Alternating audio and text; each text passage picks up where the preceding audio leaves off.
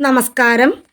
സന്ദീപാനന്ദഗിരിയുടെ ആശ്രമത്തിന് തീവച്ച കേസിൽ പോലീസിലെ RSS സംഘം സർക്കാരിനെ പ്രതിസന്ധിയിലാക്കിയെന്ന് PV Anvar MLA.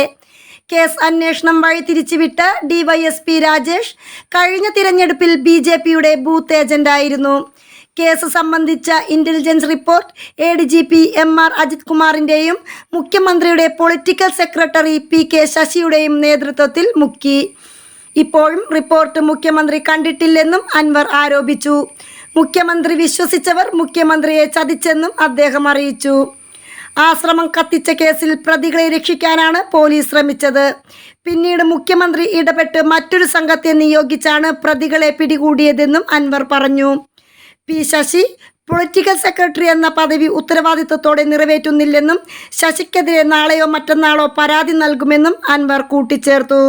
News desk മലയാളാക്ഷരം.